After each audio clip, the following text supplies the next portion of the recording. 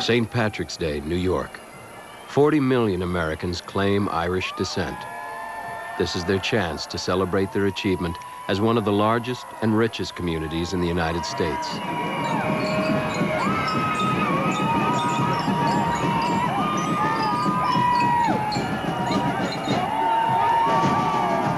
They are so successful, in fact, that many other New Yorkers are also happy to be Irish for the day. It's hard to believe that some of these people are the descendants of Irish immigrants who first came here 150 years ago in misery and despair. This is the story of how the people of a green and fertile country came to starve, and why the repeated failure of the potato crop led to the deaths of 1 million people and the emigration of perhaps 1 million more.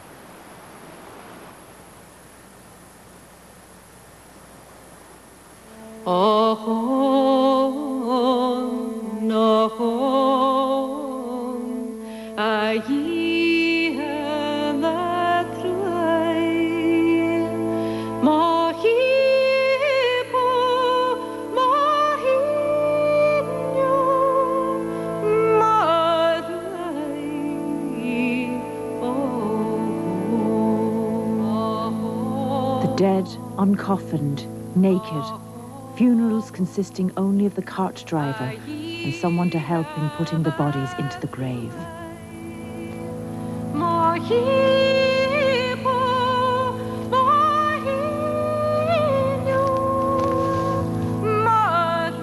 As for the little children, they seem to me to be all stunted in their growth and bearing as close a resemblance as possible to unfledged birds.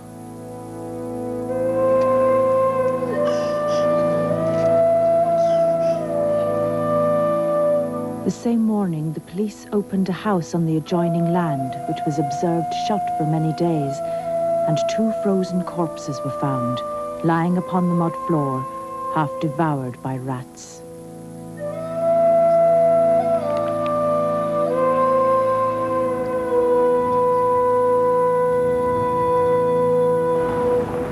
Dublin is known today as the capital city of Ireland.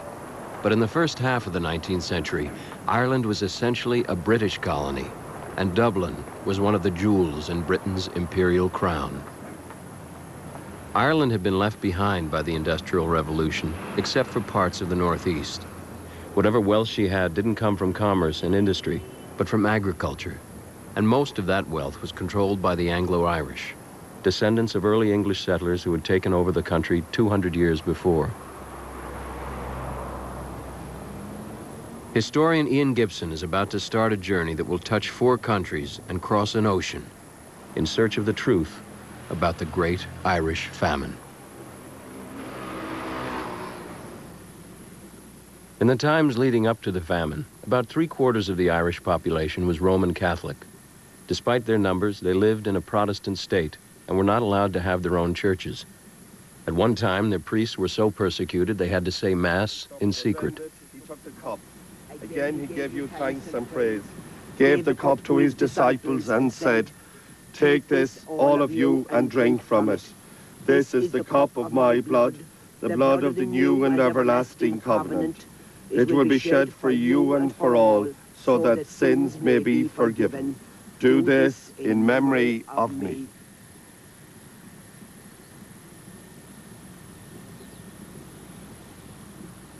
Since the early 18th century, a series of laws had severely penalized Irish Catholics. They were forbidden to hold government office. They couldn't go to school, and they weren't even allowed to buy or sell land unless they turned Protestant. In practice, few of these laws were rigorously enforced, and they were all repealed by 1829. But their very existence was an insult to Catholics, who were made to feel like second-class citizens in their own land.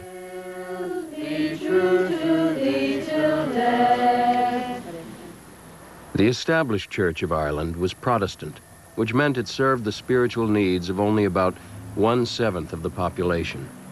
Irish Catholics often hated the Church of Ireland because while they never entered its doors, they had to pay tithes to support it. And it was the religion of the ruling class. At the time of the famine, Over 80% of the land and almost all the great houses, like this one at Strokestown Park, were owned by Anglo-Irish gentry.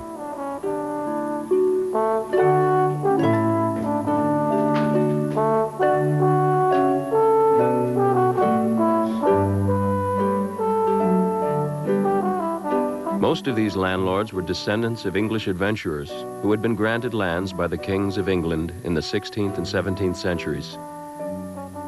They looked down on the native Irish people and went to great lengths to avoid them. Here in the kitchen, the lady of the house avoided contact with her lowly Irish servants by dropping the daily menu from the gallery above.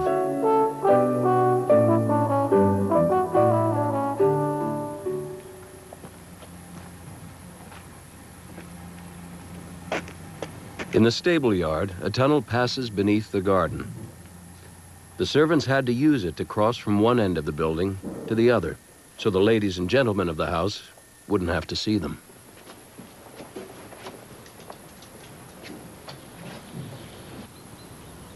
Similarly, the landlord had little contact with the poor people on his estate, even though he presided over a ramshackle pyramid of tenancies and sub-tenancies. Often the estate was hopelessly in debt, so the land was rented to wealthy tenants on long leases. Tenants would then divide and sublet the land to less wealthy tenants, and so on down the economic scale. In the remote Irish-speaking districts of the South and West, the poorest tenants would often subdivide their land into tiny plots, which they parceled out to family members. So you get a dualistic system where the better off farmers tend not to subdivide, and so the inequality in the distribution of land over time is becoming greater. Farms that are of 50 or 100 acres in, say, the year 1800 are still more or less like that in 1845. But farms of 10 acres, many of them would have been divided into 3 of 3 acres or 2 of 5 acres or whatever. Another difference is that on the bigger farms, people tend to marry later. And where subdivision is occurring, you get early marriage and more frequent marriage. What you have is a society where there was in some areas quite a lot of vacant land available, which was only under very loose control. And basically, access to land was relatively easy, much easier for a young person without capital than in Britain or in a lot of other parts of Northern Europe at the time. And the importance of that is that, first of all, people could marry and set up home at a relatively early age. Secondly, the size of holdings could become quite small. The result is that by the 1840s, you have a lot of people in Ireland living on very, very small holdings of land. So you have a very strange picture in Ireland where there's almost an inverse relationship between land fertility and population density. In other words, a lot of the smallest plots of land are on the worst quality soil.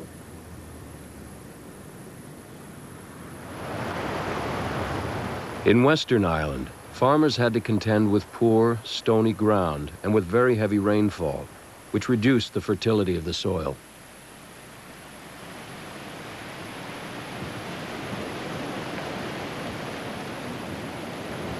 The climate was better suited for grazing cattle than for growing corn. The only crop they could count on was potatoes.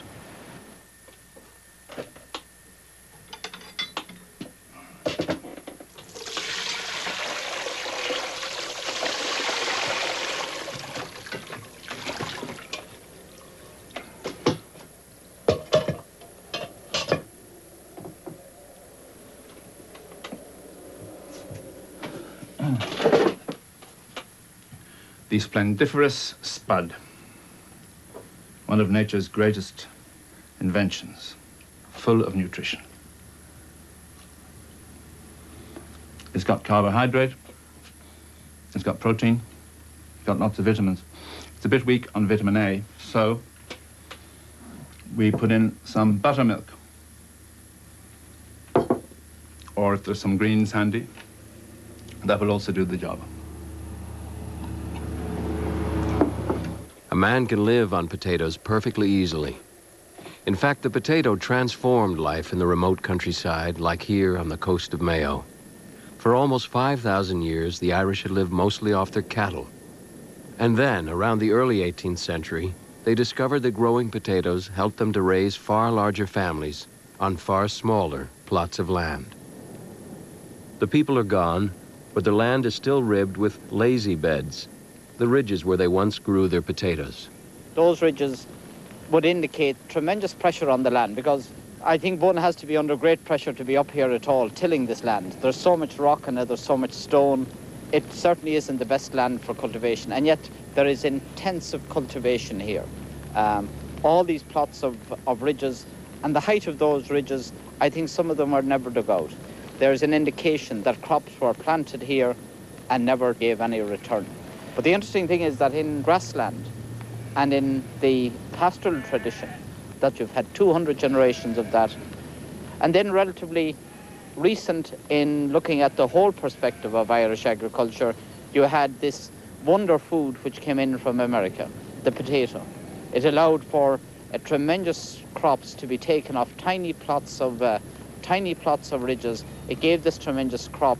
It meant that you had a massive explosion of population, but then disaster hit. And possibly what we're looking at is that moment of disaster when this wonder crop showed that there was a negative side to it as well. After what was a relatively short episode, the period of the potato. Thanks to the success of the new crop, by the 1840s, 8 million people lived in Ireland, almost half of them existing only on potatoes. At this village, Slievemore, on Achill Island, the people were rich enough to keep a few cattle as well. Most of the well-to-do families would have owned about 6 cows. Some would have had a pony. Others would have had a couple of donkeys. The climate in Ireland actually particularly in the west of Ireland, is very mild. So they would have been kept in the fields around in what is called the outfield. But in winter, weather conditions were very bad. Some of them would have been brought into the houses. In a lot of the houses, actually, you had the opposing doorway, which is a very ancient feature indeed. It goes back to early medieval times. And it is, we surmise that this is to facilitate the cattle being brought in the front door here, milked, and then brought out the back or west door, so that the cattle wouldn't have to be turned around in the house. Seaweed was very important as fertilizer for the potato crop.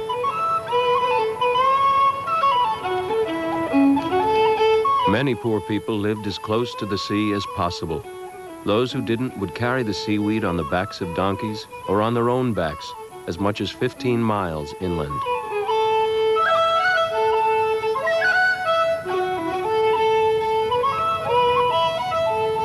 Here in County Sligo, this is what the spring planting might have looked like in the middle of the 19th century.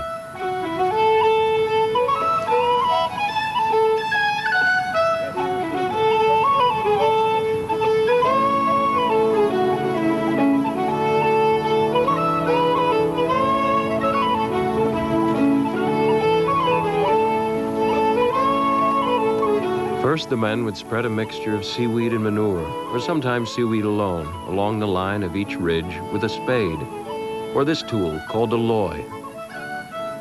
They cut underneath the turf and turned over the seaweed to make a kind of fertilizer sandwich between 2 layers of turf.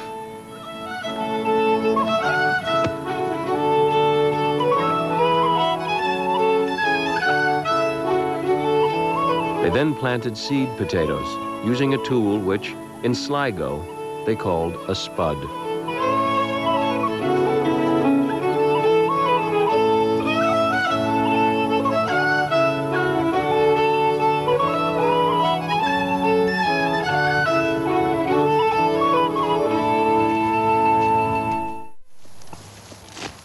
Wheat only grew well in the east of Ireland, but some western farmers managed to raise a small crop of oats or barley to help pay the rent, while the family lived almost entirely on potatoes.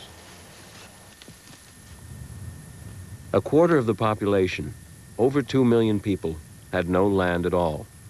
And they would trade their labor for a small potato patch on someone else's land.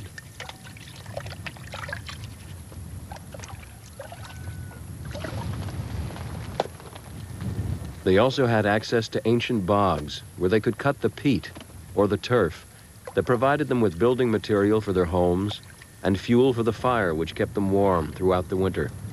And so, with the potatoes and the turf, they managed to raise large families and keep them in good health. But it was always a hand-to-mouth existence. There was one problem with the potato. Potatoes can only be stored for 6 to 9 months. Between May, when the last harvest was exhausted, and October, when the new potatoes came in, the Irish starved a little every summer. In the summer of 1845, that was a minor inconvenience. Heavy August rains promised an abundant potato crop. This rural life was lampooned by the English as absurd. The Irish were as foreign to the British as South Sea Islanders. They were thought of as incapable of living a civilized existence. English visitors were often horrified by the extent of Irish poverty. A bed or a blanket is a rare luxury, and their pig and their manure heap constitute their only property. In less than 50 years, the population of Ireland had almost doubled. In a country so dependent upon the land for sustenance, this produced a crisis for the poor. 130 workhouses were built throughout Ireland. Poor people who sought refuge in them were known as paupers. If they were accepted, they had to prove they were destitute. I owned no land, no buildings, etc. They had to come in as a family unit. Mothers, children, they couldn't just come in as an individual. Once they actually got into the workhouse, they were then segregated very strictly according to gender, so men and women were separated, and then according to age. Children under 2 were kept in a separate ward.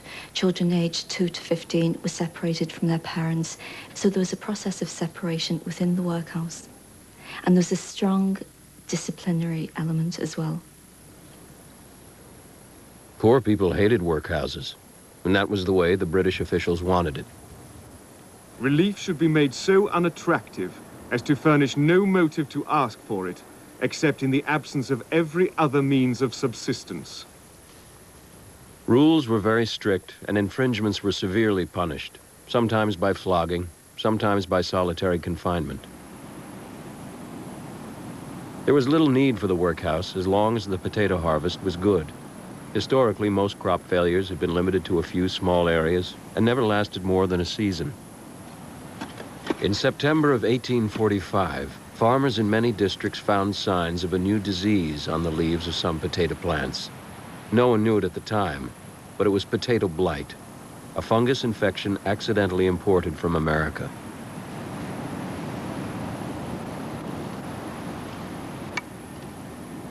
There was, as yet, no cause for alarm, because when the crop was lifted that autumn, most of the tubers looked sound. It was an abundant harvest. But when the potatoes were placed in storage, they quickly began to rot. Very soon, people in many parts of Ireland were facing a winter without food. The government set up a scientific commission to try to find a cure for the disease. But scientific knowledge wasn't far enough advanced, and it would be years before a way was found to prevent potato blight. The immediate need was for an emergency food supply to replace the potato. The answer was another import from America. It was a grain known as maize, or Indian corn. In the fall of 1845, Sir Robert Peel, the British Prime Minister, imported Indian corn into Ireland on a vast scale. Surprisingly, little of the corn was made available for hungry people. The idea was never to provide a handout. Most of it was kept in government warehouses as an economic control over local grain merchants who would be forced to keep their own prices low in order to avoid being undercut by the sale of the government corn. The local grain merchants complained bitterly about government interference in their markets. The problem was, poor people had no money to buy food at any price. So the government instituted public works, mostly road building programs in the most destitute areas. The projects were widely criticized as useless, and in fact, employment didn't always go to those who needed it most. But when a man got work, he could earn just about enough to buy a meal and feed his family. In the winter of 1845-46, many people went hungry, but few actually starved. They were holding on desperately, believing that the next potato crop would make it possible for them to survive the following winter.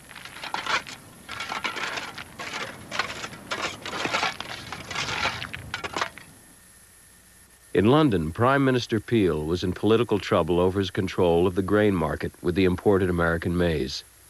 At the time, farmers in England and in Ireland were virtually guaranteed a high price for their grain because of high tariffs on wheat imported from America. Peel tried to reduce those tariffs in order to bring down the price of food. He was bitterly opposed by English and Irish farmers who were already angered by his interference in their markets.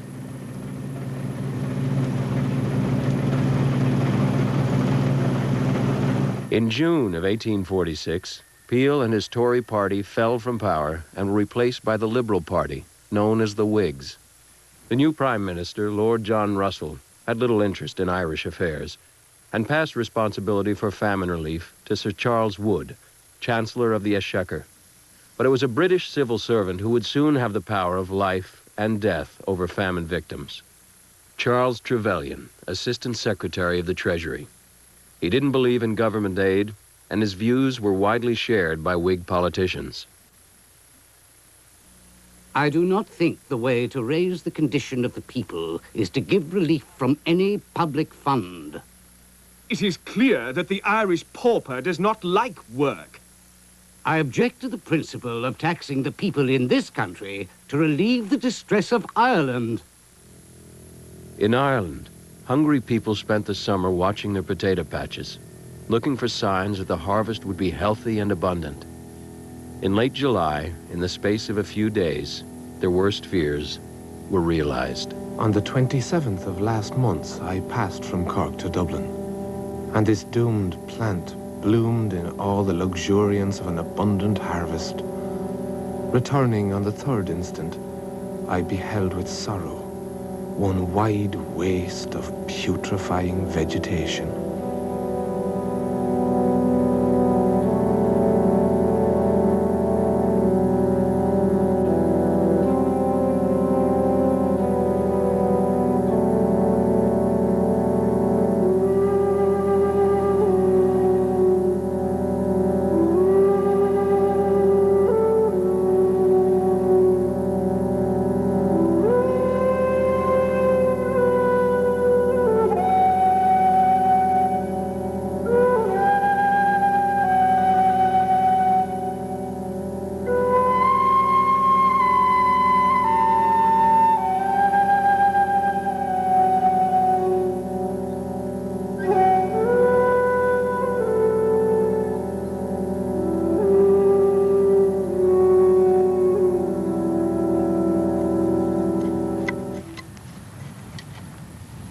A few potatoes seemed to resist the disease, and everywhere people scrambled in the soil, desperate to rescue them.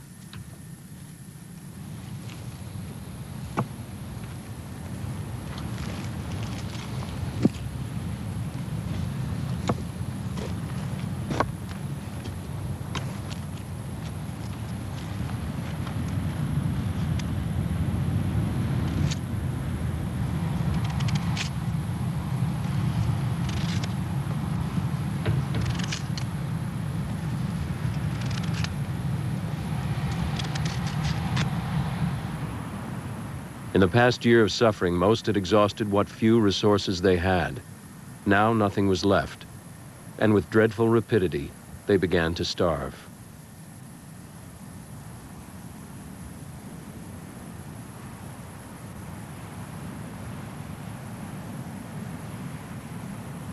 The new Whig government was determined not to undercut the free market in corn and refused to bring fresh supplies to the government stores. Food prices soared, and people went unfed. These pictures of poor women and children searching for food were drawn at the time by an artist from the Illustrated London News. They passed through 3 stages. At first, they faced starvation manfully, too proud to accept grudged help. Then they were mad with despair. Then they were full of hopeless resignation. The hunger is on us. 'Tis the will of God. The will of God be done.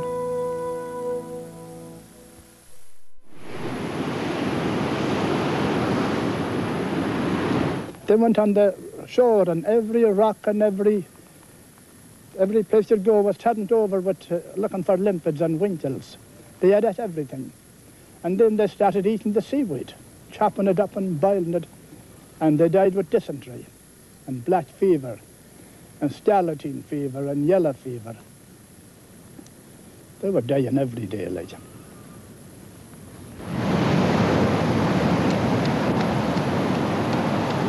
Eating raw shellfish and seaweed caused dysentery. The people may have known that raw shellfish could be dangerous, but they were too desperate to care. They no longer had the strength to cut turf to cook their food.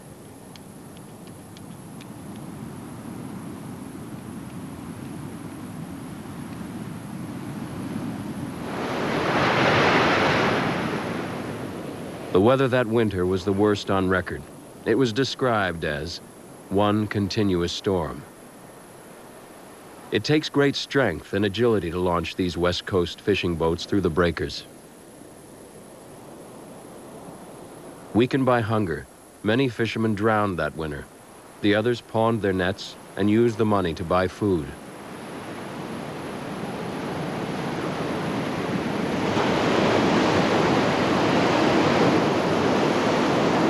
In huge numbers, starving people turned to the public works, often laboring on useless projects, building roads to nowhere. The system, as it operated in some places, tended to benefit the strong and those who could work at the expense of those who couldn't. In that sense, it was an inefficient way of providing relief. Again, it involved people working out in the open, in bad clothes, in bad weather, and so on. And that is not an ideal way of dealing with people who are on the brink of dying. There was no other form of relief available that winter, so the Board of Public Works began to hire women, children, even old people.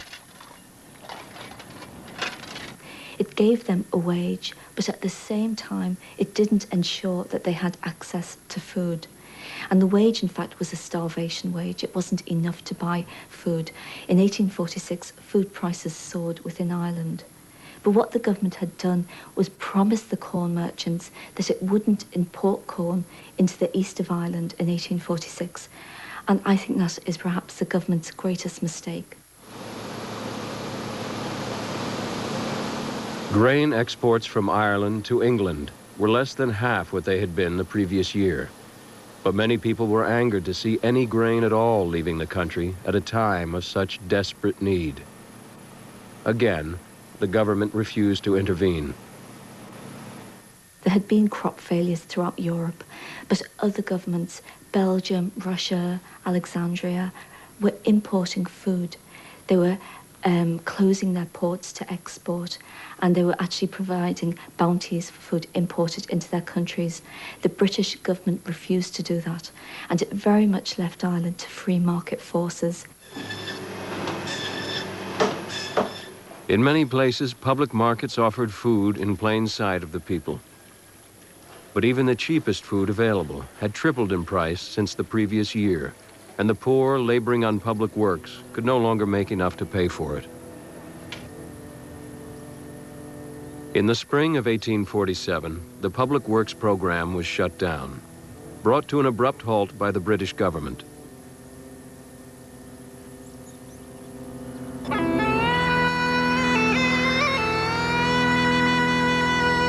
The poor had no food, and now they had no work. This year will always be remembered by the Irish as Black 47. Weakened by hunger, the people began to die of fever. Many survivors left their homes in a desperate search for relief, taking sickness with them as they went.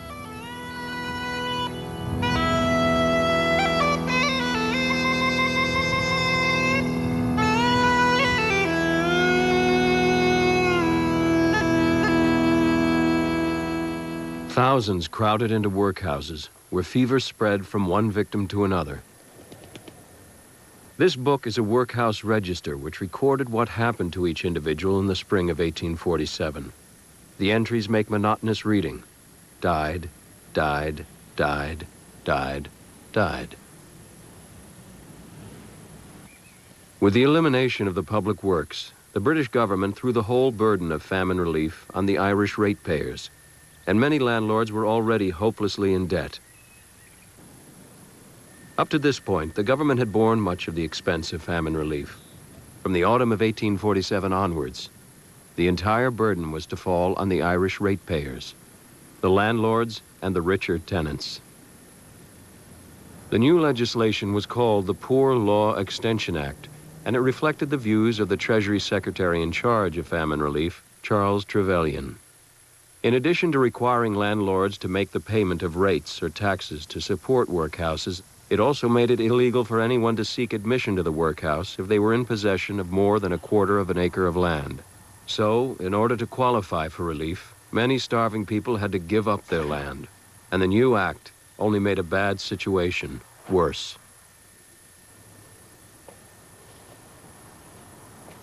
Such a tangled mass of poverty, filth, and disease as the applicants presented, I have never seen. Numbers in all stages of fever and smallpox, and all clamoring for admission. The act really hit the landlords because it placed all the onus for famine relief on the shoulders of local ratepayers.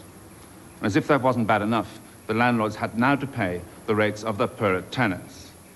What were they to do? It began to dawn on them that by evicting their tenants, they could avoid the payments of rates. Tenants spent what little money they had on food, not rent. So it was easy for a landlord to get an eviction order against them. Entire villages were cleared. The poor people who had been evicted weren't allowed to stay on the estate because if they did, the landlord would still be liable for their taxes. Other tenants were forbidden to take them in on pain of eviction themselves. Homeless people lined the roadsides. The ditch side, the dripping rain, and the cold sleet are the covering of the wretched outcast the moment the cabin is tumbled over him. No country ravaged by a hostile army could have been reduced to a more deplorable condition. It's difficult to understand how landlords and their agents could have been so callous. But the effect of the Poor Law Extension Act was to ensure that any landlord who didn't want to be ruined by the famine had almost no alternative but to evict as many people as possible.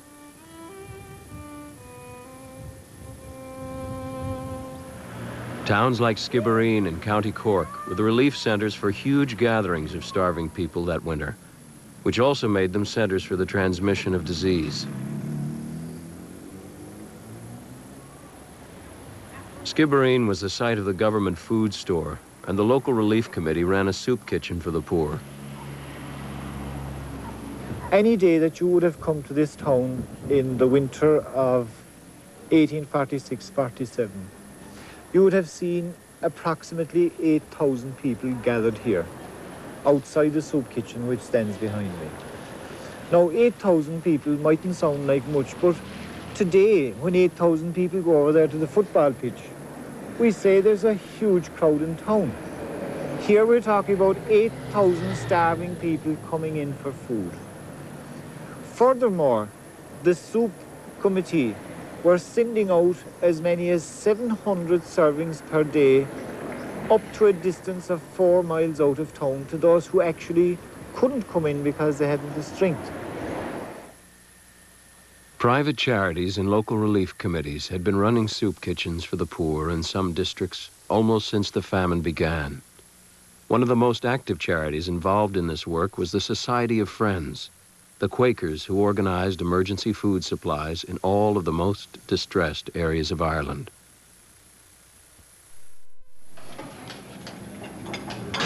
The Mendicity Institution's dining room in Dublin still serves free meals to all comers with no questions asked, just as it did at the time of the famine. Efforts like this finally prompted the British government into effective action. In the spring of 1847, the government opened soup kitchens for the poor all over Ireland. By the summer, they were feeding 3 million people a day. It was the biggest relief effort ever mounted by any government up to that time. But it had come too late for hundreds of thousands of people. And for many Catholics, soup kitchens had an evil reputation.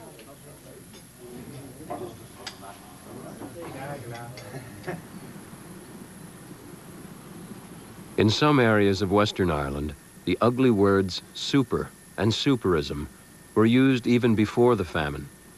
They referred to the practice of some Protestant evangelical missions which had been trying to convert Catholics by offering free food to children who attended their schools.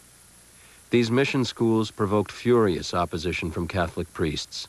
According to one indignant prelate, "It would be better to cut your children's throats with a knife than to send them to such schools."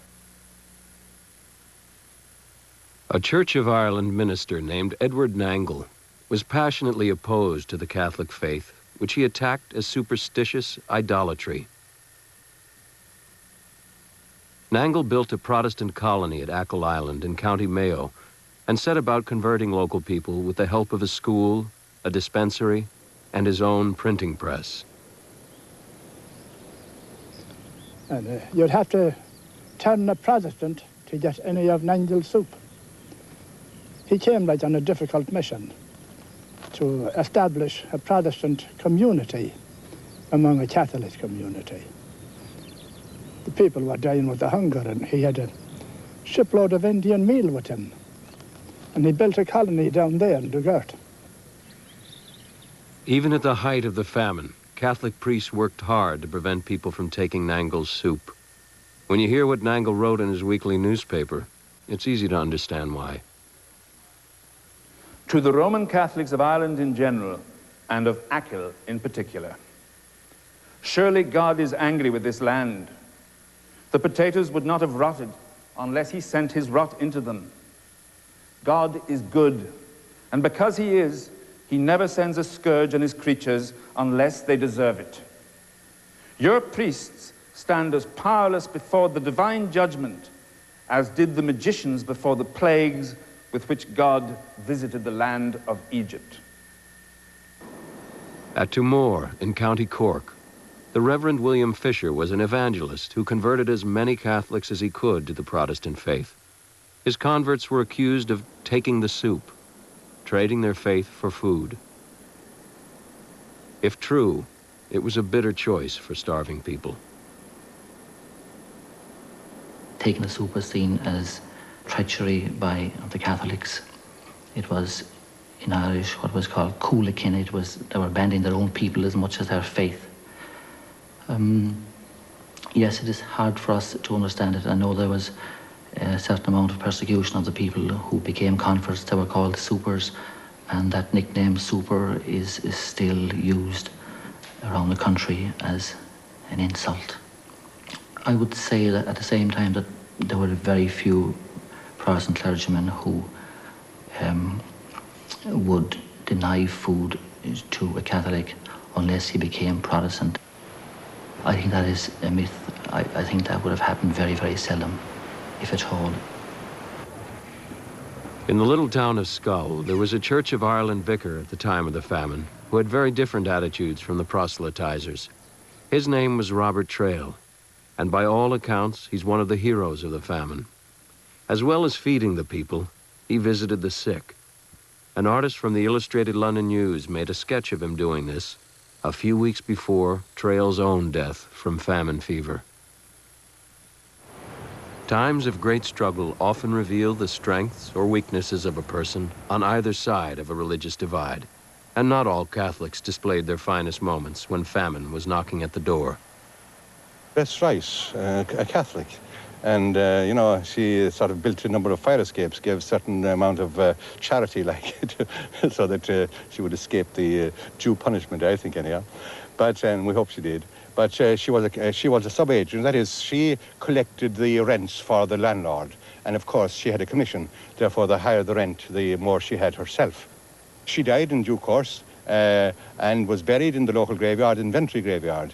And there's a huge big lac, things for lac, stone, not a stone, but a slab on her graveyard. And it was used as a dancing platform by a number of people who had no particular love for Bess Rice. Well, we hope she's in heaven with everybody else in spite of all that.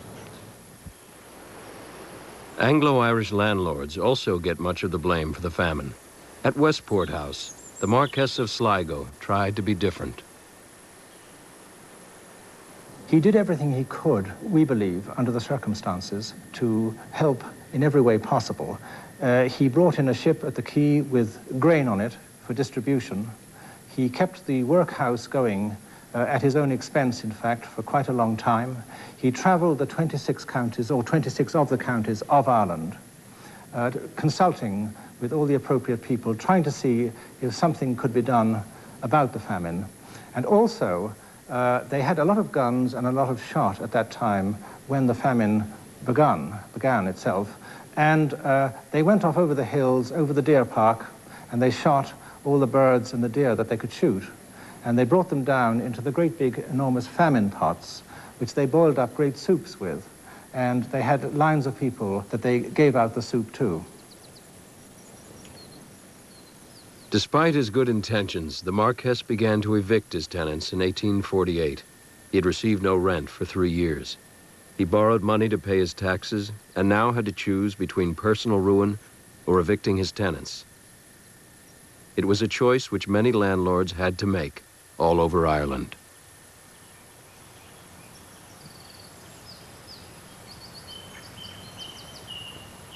Some landlords were callous and uncaring. Others behaved quite well. The best behaved were those who could afford it. The Earl of Ross had a great estate in Parsonstown, now Birr, in County Offaly.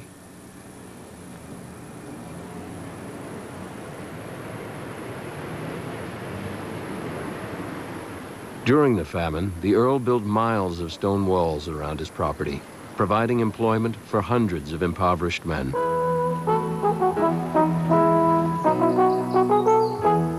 In the gardens, the Earl and his wife enlarged the lake and began a series of new building works all over the grounds, which improved their property while providing employment for the laboring classes. But the Rosses could afford it.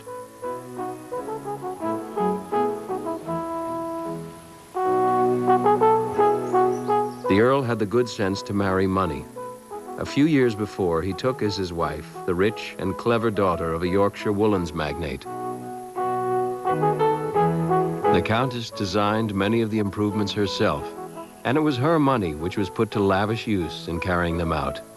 Today's Earl of Ross still resents government expectations that the landlords pay for famine relief. I don't think there was understanding of the crux and core of the problem. I think individuals did marvelously, like the Quakers, but I don't think the British government did what it ought to have done. I think far too much was left to philanthropy, as in fact is largely the case with even our government in Ireland today. What ought they to have done, in your opinion? I think one of the first things they ought to have done would be to provide relief from the rating structure, so that estates like this did not have to pay rates and help to subsidize the economy of Britain as a whole, particularly after it became clear that the tenants were no longer in a position to pay the rents out of which the rates had previously been paid. And this, I think, contributed towards the impoverishment, if not bankruptcy, of a considerable number of estates. And once the estate went to the wall, there was, of course, no employment left for anyone. And the tenantry were far worse off than they had been before. Ultimately, many landlords became victims of the famine, just like their tenants. To blame landlords for the famine is a great oversimplification. It's it will not wash. Some landlords did what they could and crashed, lost all they had, and others behaved very cruelly. The ones who behaved badly, of course, get written up, like Lord Lucan, Vandeleur in Kilrush, Lord Sligo, and Lord Leitrim gets mentioned as well. But the trouble is that about 1/5 or 1/4 of landed property changed hands because of people going bankrupt. And had landlords spent every penny they had, there still would have been a problem.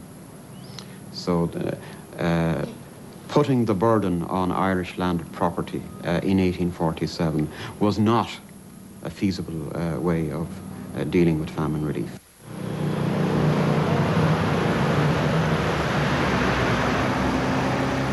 The fact is that halfway through the famine, the British government washed its hands of the whole ugly business. Ireland was now left to what Secretary of the Treasury Lord Trevelyan described as the operation of natural causes. He believed the famine was, quite literally, a heaven-sent opportunity to modernize Ireland. He would later be knighted for his services to the country at the time. He saw the famine as a visitation of God, as a way of solving a very serious overpopulation problem. And he believed that by and large, the government shouldn't intervene very much because in the long run, that would make things even worse. If the Irish weren't taught a lesson or didn't learn a lesson in the late 1840s, then who knows, in the 1850s or the 1860s, the same was going to happen again, and they would have to go through perhaps even a worse catastrophe. Now, that was the way Trevelyan thought. Critics argued that people who are starving needed food, not lessons in what was known in those days as political economy. Trevelyan was very well intentioned, but not a very humane man. And his attitudes were responsible for, undoubtedly, for lots of deaths. You'd have to have a heart of stone not to feel compassion for the Irish peasants when the famine struck. Life was always very difficult for them. Their religion was reviled, their native language and culture despised. There was always the possibility of eviction, and then came the potato blight. It looked like the end of the road. But for some of the lucky ones, there was one last resort: emigration.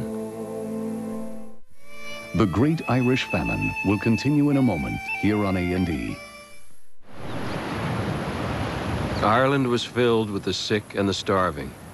As famine continued, there were but two ways to escape the suffering: death or emigration.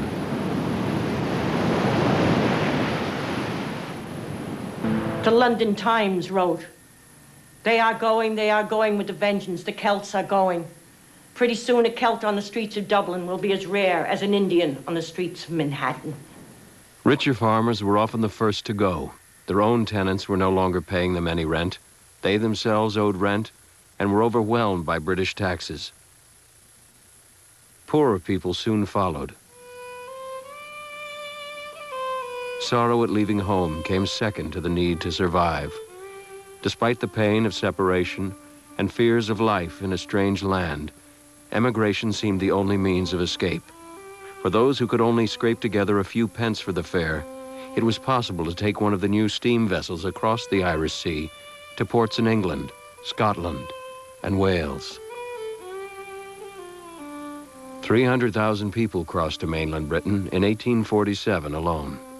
The most popular destination for those fleeing the famine was the port of Liverpool. The first immigrants who came perhaps were the better off ones, but increasingly as the famine bit, the immigrants were poorer. A lot of them were ridden, had fever, and they were obviously not welcome because they were a burden on the local taxpayers. And unfortunately, 1847, there was a recession in England, So it actually coincided with a period of high unemployment in Britain. And who are these paupers coming from Ireland expecting poor relief?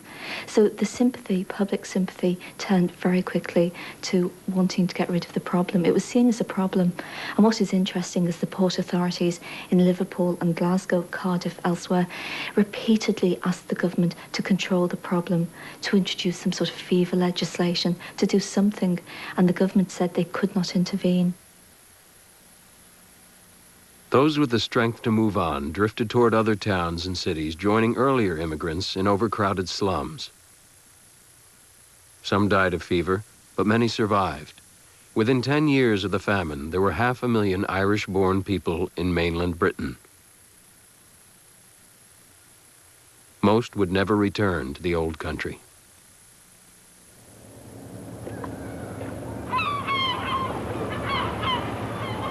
For many of the Irish people, escaping to England was not enough. Emigration was not an option for the very poor, unless their fares were paid by richer relatives. Passage to the United States cost about £4 per person. That was 6 months' wages for a working man. Children under 14 traveled at half price. Fares to Australia, at £14, made the United States look cheap in comparison.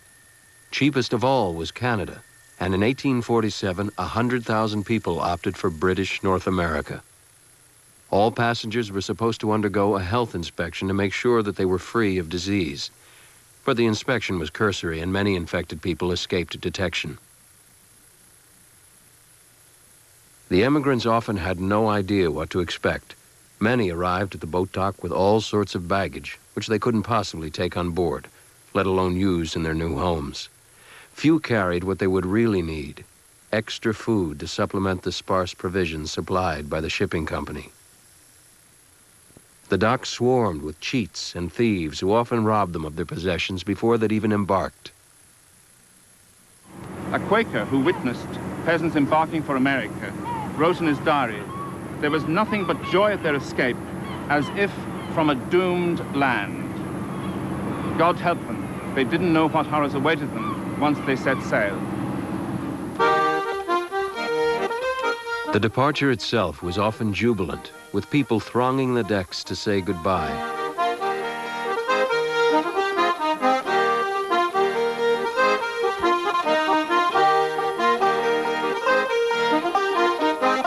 Even the congested hold must have seemed exciting at first, but within a short time, the terrible overcrowding must have seemed a continuation of the hell they left behind.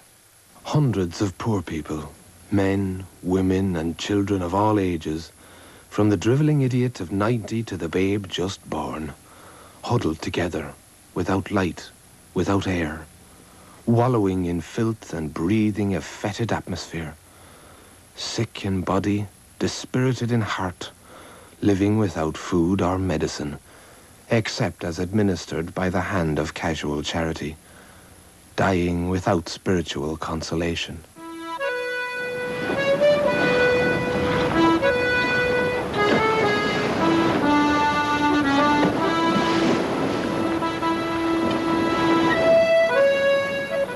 The journey could take anywhere from 6 weeks to 3 months.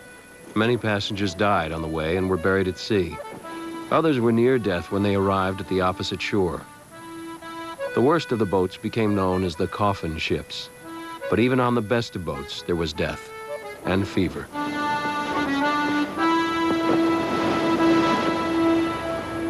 We sailed 3 days, we were all seasick, not a man on board was free.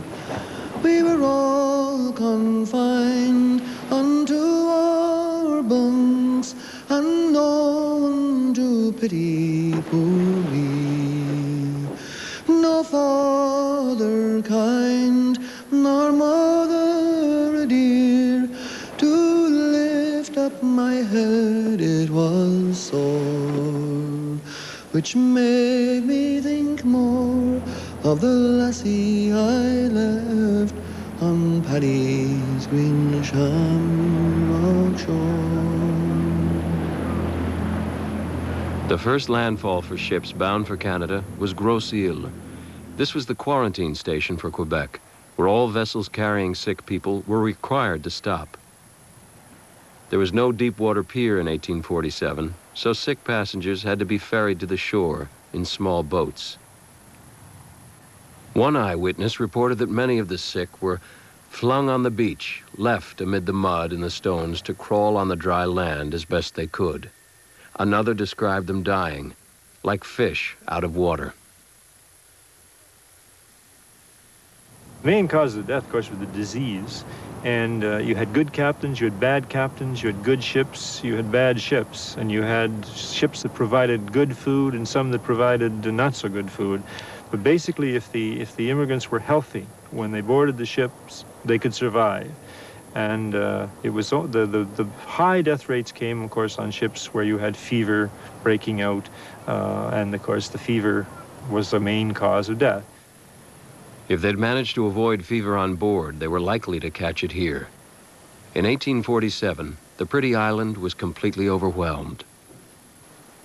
Buchanan, the immigration agent in Quebec, knew that 28,000 people were amassing in Liverpool. And the Dr. George Mellis Douglas, who was the medical supervisor here, he figured that with the 200 hospital beds and space for 800 healthy people, that he'd be able to handle whatever passengers came up the river. But very soon, by the end of May, 17,000 people were in the ships in the passage here waiting to be landed. So the island very soon couldn't handle the thousands who were being landed. In this building behind us, apparently there were double-decker bunks, and one can picture the various accidents that occur when you're sick, and the poor people in the lower bunks suffering from somebody's misery above. So there are conditions, the overcrowding, the numbers of people. It's bad enough if one person or one family is enduring misery and sickness and the death, but when you're surrounded by it, the doctors and those who still had, the priests who still had some elements of strength and health about them, they themselves must have suffered from watching the terrible conditions under which people existed. Douglas at one point says that things are so bad that he has to put two in a bed. And that he quotes at one point, these people are so indifferent to life that they'll even lie alongside a corpse without any emotion or without showing any signs of fear or revulsion. They've been reduced to such a terrible condition. 5,400 people are said to be buried in the mass graves on Grosse Île. Some historians believe there are many more.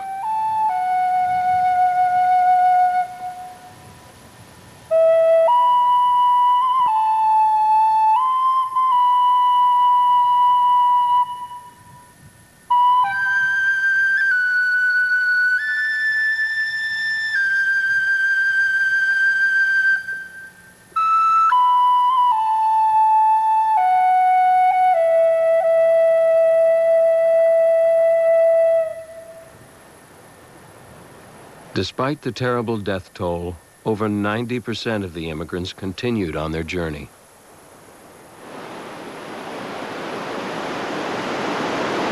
Many of them were infected with fever and took it with them as they fled up the rivers. The St. John River is navigable all the way up to Grand Falls, close to where it meets with the United States. From here, stronger survivors could slip across the border. Some of the new arrivals settled in the Canadian countryside, often joining friends or relatives who'd come over before them.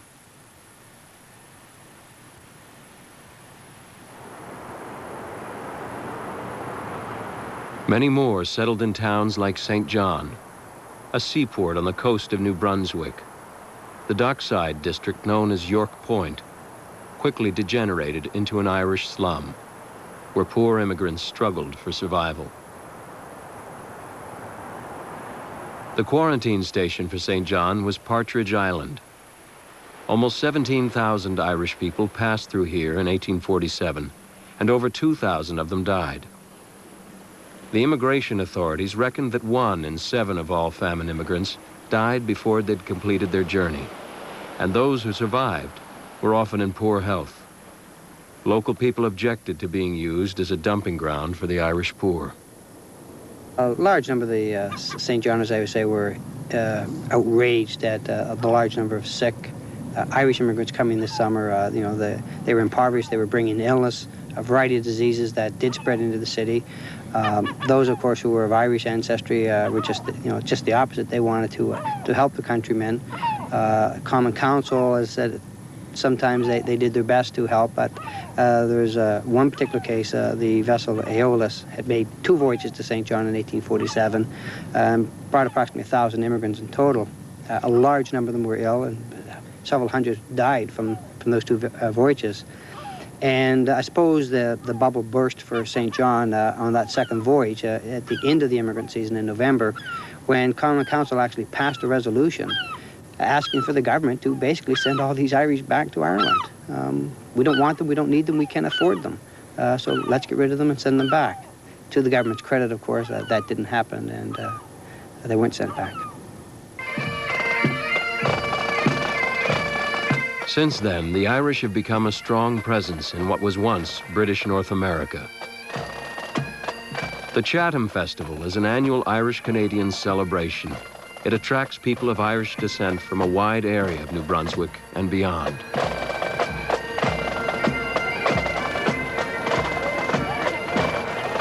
A few of these families are descended from those who came here at the time of the famine, but most are from earlier generations of immigrants, both Catholics and Protestants. All of them eager to celebrate any and all aspects of their Irish roots.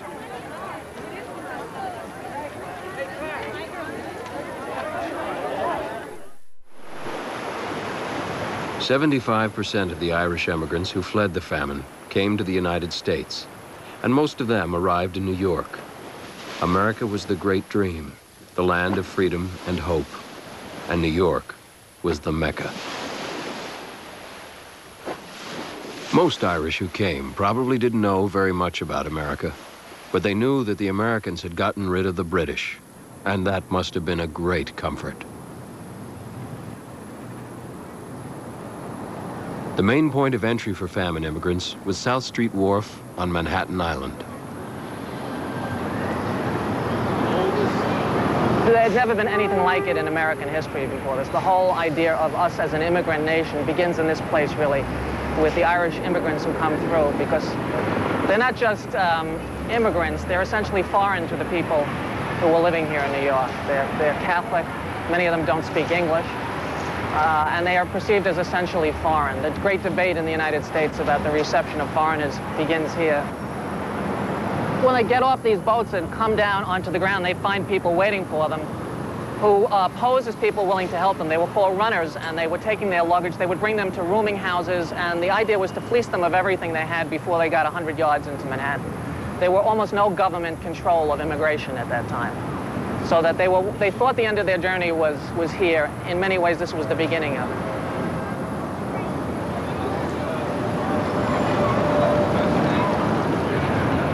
This is a sanitized version of 19th century New York.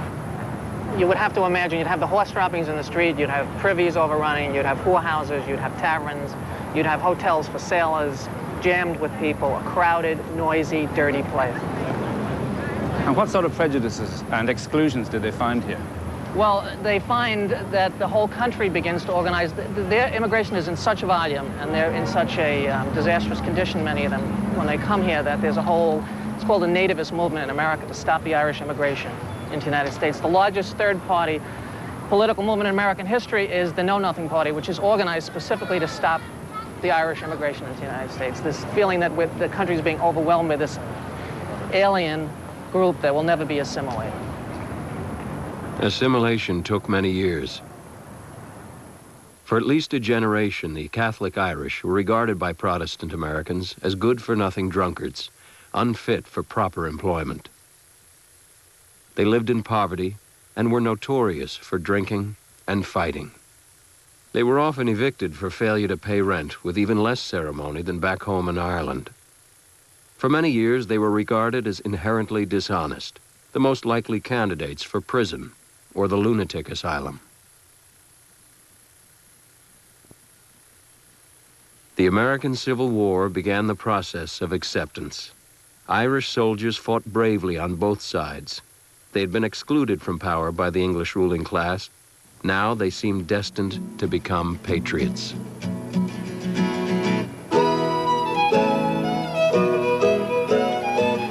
The pattern of emigration set up by the famine continued as Irish immigrants went on pouring into the United States throughout the second half of the 19th century. The later arrivals were in search of a better life, and they found a far warmer welcome than the famine immigrants. In Ireland, they had been a rural people, but in America, they were city people. And in their close-knit neighborhoods, they began to see that freedom and democracy were a real possibility. And the key that would open America's door was politics.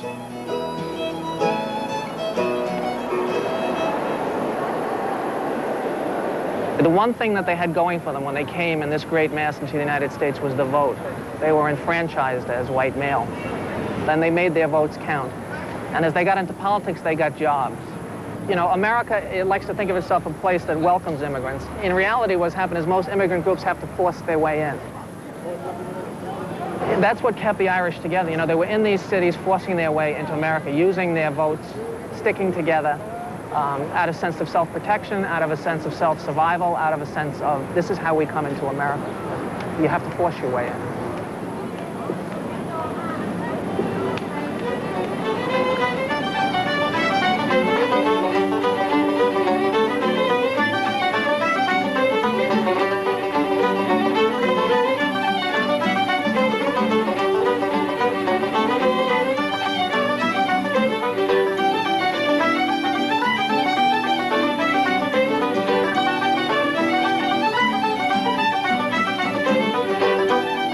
The Irish never forgot the old country, nor did they forget their resentments against the British.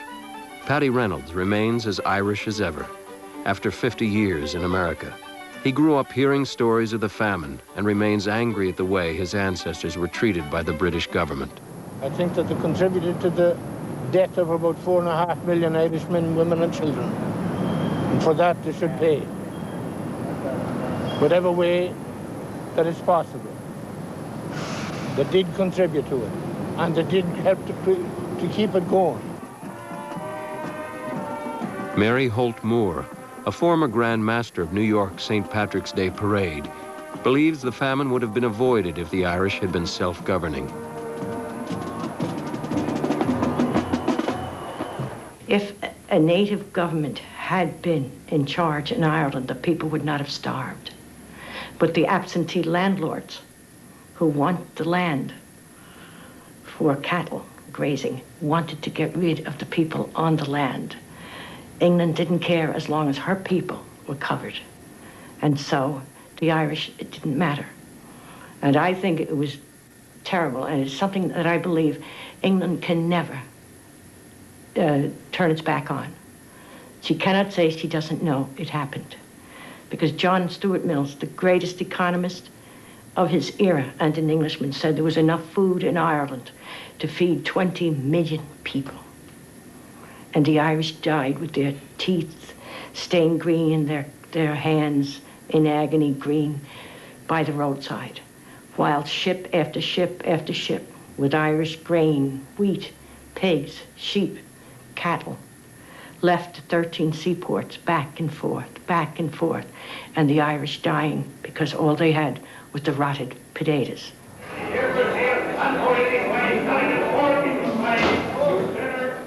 Nothing generates more rage and controversy over the famine than the fact that Irish farmers continued to export food, not just beef, but bacon, butter, cheese, and many other products to England throughout the years of hunger, even though their own people were starving at the time.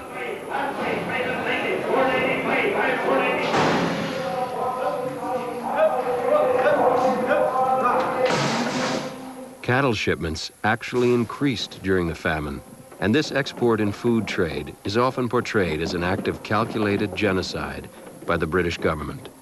But was it? There was nothing to stop that food staying in Ireland. It would have stayed in Ireland, presumably, if the farmers in question had got a higher price on the local markets than they got on the export market. Nobody forced the food to leave the country.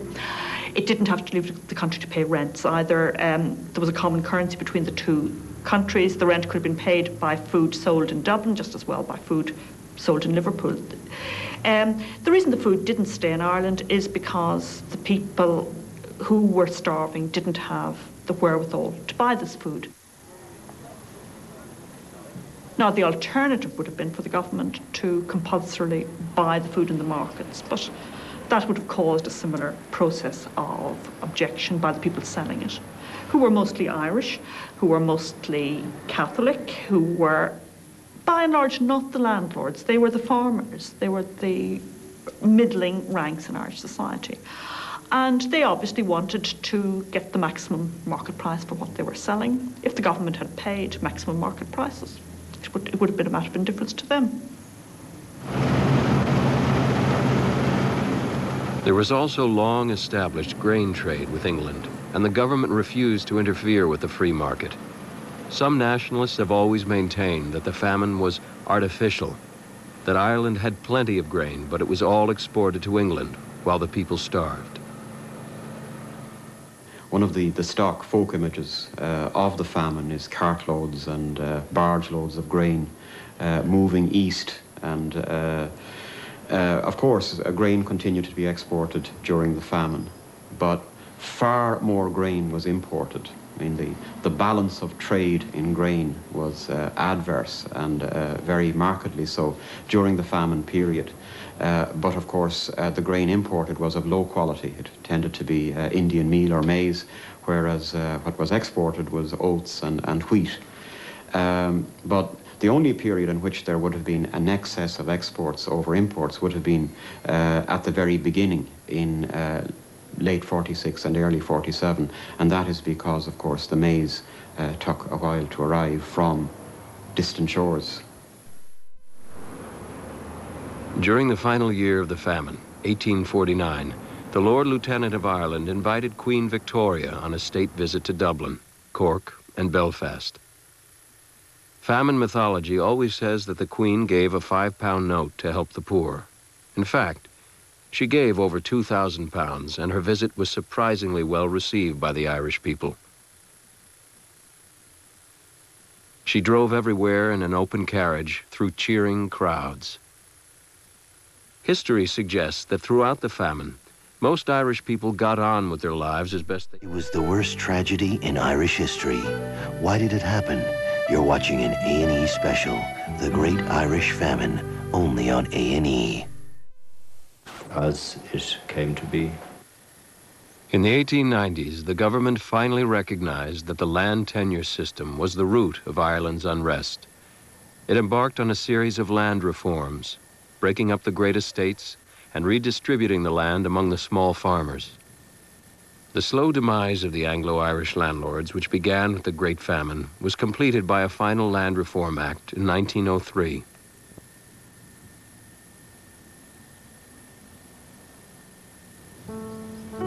Today, the Irish countryside is still littered with the abandoned houses of the Anglo-Irish gentry, who had once seemed all-powerful.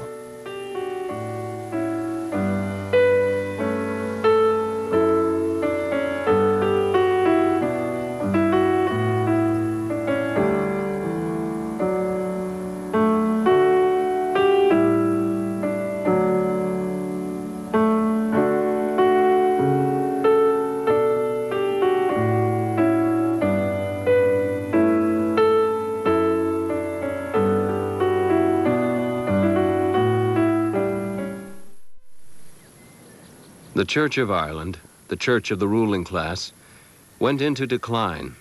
After the famine, there was a wave of revulsion against it. Eventually, the congregations dwindled, and the beautiful old buildings went into decay. The Roman Catholic Church, on the other hand, went from strength to strength after the famine.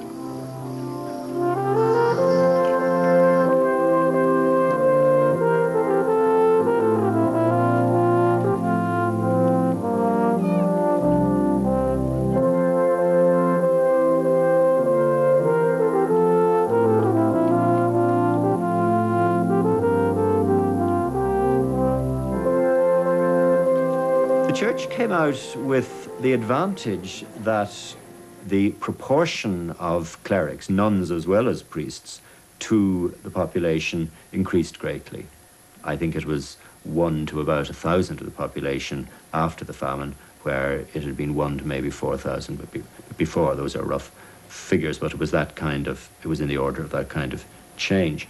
The great triumphalist age of church building had in a sense begun before the famine, but like those other changes I mentioned, accelerates to an almost qualitatively different state of things after the famine.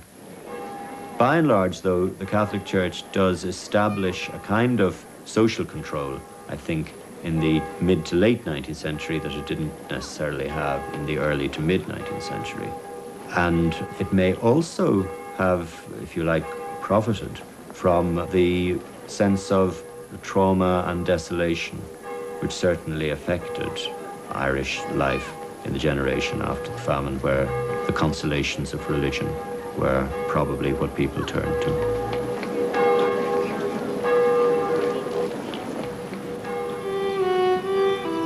But still, the Irish suffered a great cultural and spiritual loss. The people who once lived in great numbers in these remote areas were extremely traditional. They spoke the Irish language and practiced their own ancient Celtic customs. The famine cleared them from great tracts of land.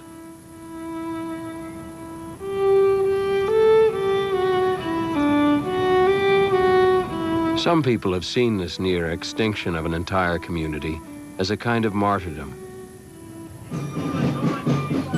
In many parts of the country, the people are holding commemorations to honor those who suffered 150 years ago. Most of them take place in the south and west, like this one on the coast of Mayo, where suffering was most severe. On this occasion, the committee has invited the grandson of the great Indian leader Gandhi as a guest of honor.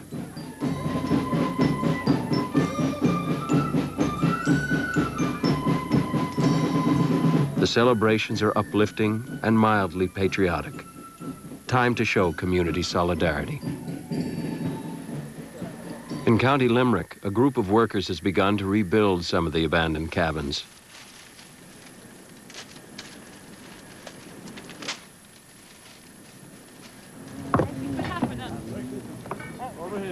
The Knockfearna group have no special agenda other than to try to better understand the people who once lived here.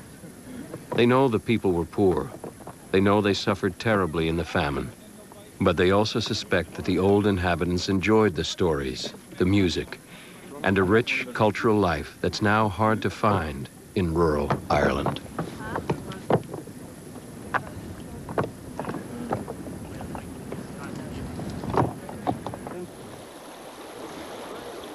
There are other kinds of famine commemoration.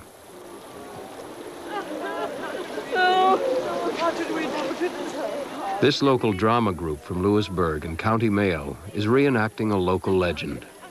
According to that story, 600 starving people set out from the town in a desperate search for food. Oh, McGraw, there might be some hope for us in Delphi, but there's none here.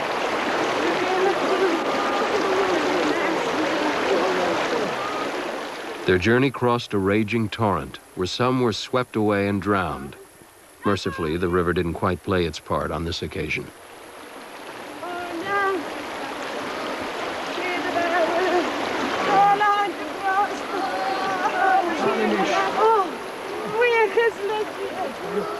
According to the legend, the starving people were on their way to Delphi, a fishing lodge some 10 miles away where the poor law guardians were said to be holding a meeting.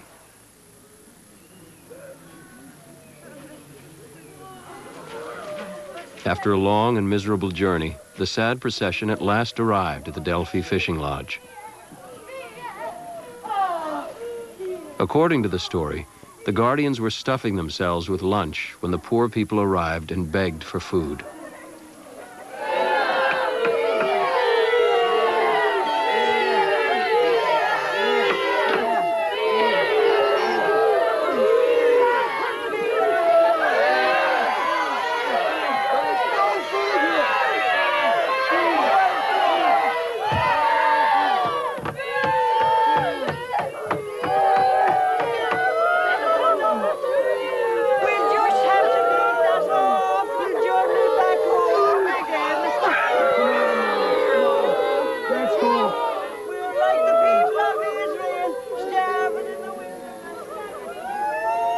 Rejected by the uncaring Guardians, the starving people started back for Louisbourg.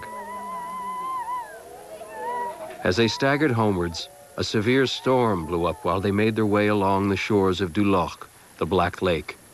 There, a tremendous gust of wind swept 400 of them into the lake, where they were drowned. In fact, 6 people died here in a tragic accident in 1849. But the story preserves the memory of a time when people struggled hopelessly against an overpowering act of nature. Mythology can be a potent ingredient in motivating people and shaping events. This is an annual walk organized by AFRI, an Irish charity devoted to helping poor people in the Third World. Like the actors in the previous story, the walkers retrace the route which the starving people took across a great bog and along the shores of Duloc.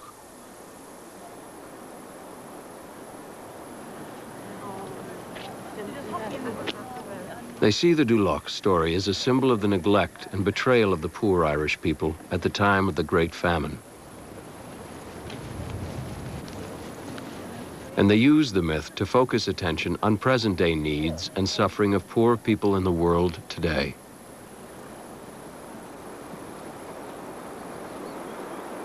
AFRI was founded to support small poverty projects in the Third World, mainly in India. And I suppose it could have been characterized in its early days as a black baby organization, just simply giving money to help these poor people. But one thing we've realized is that what the poor need more than charity is justice. And we can see extraordinary parallels between what happened in our history and what's happening today. And I suppose what we're trying to do in terms of this Great Famine project is to ensure that it's not just about looking back at the past and just remembering the pain of the past, that if we believe what happened to our people in the past was wrong, then it's equally wrong if it's happening to any other human being, and of course it is. And so I think that we've got to then look at what are our responsibilities as Irish people in relation to the poor and the hungry throughout Asia, Africa and Latin America today. Ireland's president, Mary Robinson, was the only Western leader to make a personal visit to Somalia to see for herself the sufferings of the people and the efforts made by Irish charities to relieve them. President Robinson also attended the opening of the new Irish Famine Museum at Strokestown Park in the summer of 1994.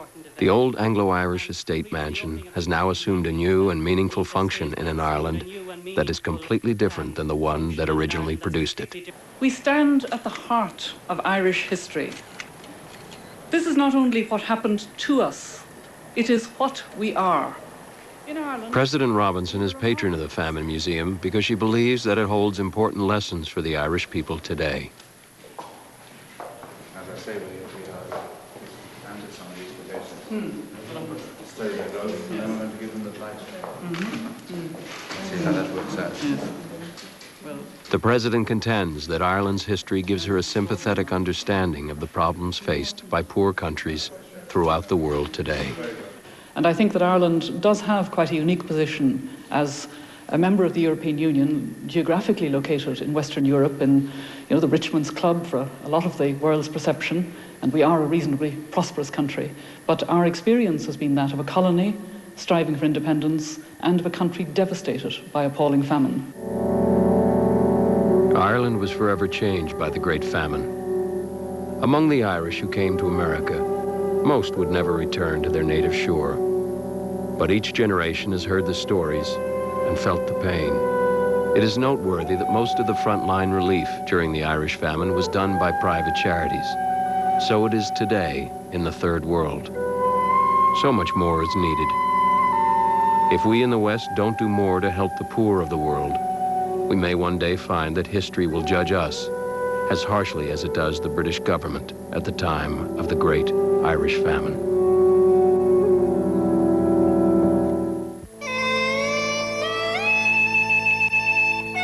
Now you can own The Great Famine, Ireland's Potato Famine, the companion book to the television series written by John Percival, for only $24.95 plus shipping and handling. Call 1-800-423-1212.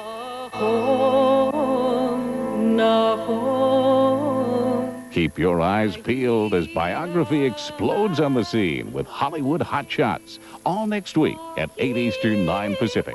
Now, put a little laughter in your late night with some Stand Out, Stand Up. A&E's Evening at the Improv.